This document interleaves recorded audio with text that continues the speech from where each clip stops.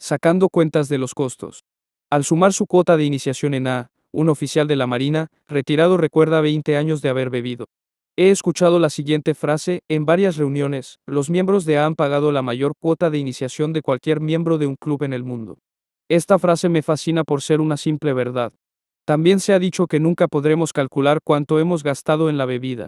Es cierto. Sin embargo, sí parecía posible llegar a un cálculo aproximado de la cuota de iniciación de un alcohólico, concretamente, la mía. No puedo saber cuál ha sido el costo en términos financieros para los demás en nuestra comunidad y, lo que es más importante, en términos emocionales y físicos. Los relatos de borracheras y las estadísticas suelen ser aburridos, pero es necesario indagar un poco en ambos para llegar a alguna estimación, aunque sea imprecisa. Tiene que ser aproximada. ¿Por qué? ¿Quién podría decir con precisión el monto de sangre verde, lo que comúnmente se conoce como dinero, que se disipa en toda una vida de disipación? Así que por favor acepten estos humildes estimados como, si acaso, unas subestimaciones. Al fin y al cabo, después de salir de una borrachera de una semana o 10 días, es bastante difícil calcular cuánto costó esa racha de andar embriagado, y mucho menos determinar el costo de unos 25 años de alcoholismo activo. Pero, al igual que con la bebida, nos entregaremos a este proyecto con entusiasmo y optimismo, para probablemente acabar de la misma forma, o sea, deprimido. 25 años de tragos.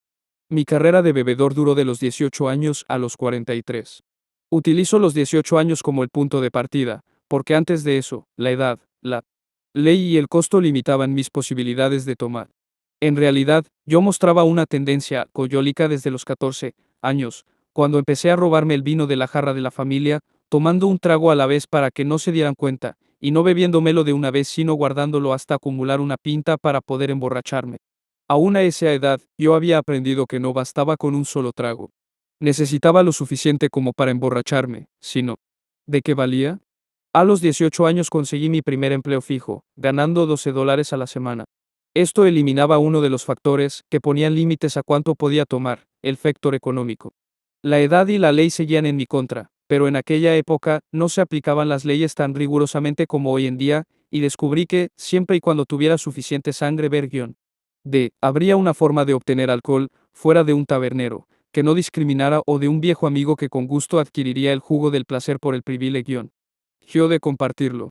En esos tiempos se vendía el licor en los bares a 15 centavos el trago y una cerveza a 10 centavos. Pronto supe que la forma más barata de emborracharse era tomándose una cerveza con un remate de whisky a 25 centavos el combinado.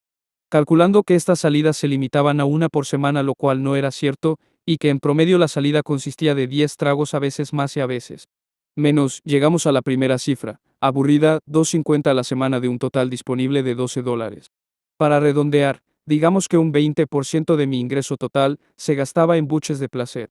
Después de unos cálculos adicionales relativos a ingresos y gastos realizados en la bebida, sobre varios años, escogidos al azar, a modo de muestra, llego a la conclusión de que ese 20% permaneció bastante constante. Al aumentar los ingresos, el precio del licor aumentaba proporcionalmente. Me gradué del convigión. Nado de cerveza y shots de whisky a whisky escocés con gaseosa. Era la cerveza y el alcohol barato lo que me enfermaba. Esto ya lo hemos escuchado antes. A los 21 años ingresé a la Marina, por dos motivos: 1, evitar el servicio obligatorio en el ejército, y 2, por un arranque de patriotismo provocado por el estallido de la Segunda Guerra Mundial. Además, ocurrió por una orgía de bebida que duró toda una noche, al cabo de la cual, me encontré en el umbral de la oficina de reclutamiento de la Marina, cuando llegaba el suboficial encargado de abrir las puertas a las 9 de la mañana del lunes. Dándome vueltas en la cabeza, yo probablemente tenía la idea de que no me aceptarán por lo borracho que estoy. Pero me equivoqué. A las 2 semanas, me vi prestando juramento a la Marina, y el primer día de pago, en la Marina me di cuenta de que había encontrado un hogar. La primera paga fue de $10, ya que en aquella época a un recluta se le pagaba $21 al mes. Pero el alojamiento, la comida y la ropa eran gratuitos, y se podía gastar los $10 completos en bebida. Así que pasé 20 años de mi vida en la Marina. Ahora solo había una cosa que limitaba mi consumo de licor: los ciclos obligados sin tomar durante los largos periodos en alta mar.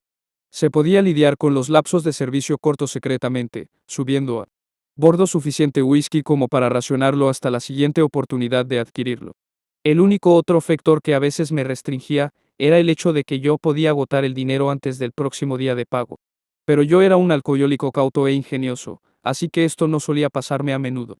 Por eso creo que el 20% es una estimación bastante conservadora de la porción de mis ingresos que malgastaba en la bebida. Un cálculo de mis ingresos desde los $21 al mes al principio hasta los $400 al mes al momento de retirarme tras 20 años de servicio activo en la Marina, dando un saldo promedio de $2,000 al año durante todo ese periodo, me parece bajo, pero, como ya he dicho, es preferible subestimar. Matemáticas básicas y más datos: $2,000 al año por 25 años asciende a $50,000, de los cuales el 20% son $10,000. Siendo los alcohólicos, como somos, gente que nos gusta discutir, los miembros de A sin duda incluirán algunas personas que cuestionarían estas cifras. Así que debe tenerse en cuenta, y quiero hacer hincapié en ello, que se trata solo de una estimación muy aproximada. Al igual que la mayor parte de toda estadística, no comprueba nada, sino que solo satisface un poco de curiosidad provocada por la queja que indujo esta investigación de la esa cuota de iniciación.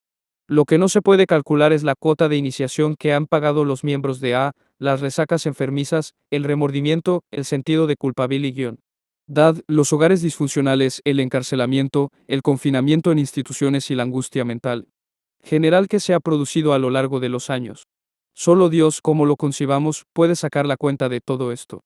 Pero ahora, con su ayuda y su gracia, este hijo suyo ha pagado su cuota de iniciación definitiva, siempre y cuando no olvide mantenerse apartado de ese primer trago causante de todo daño, un día a la vez.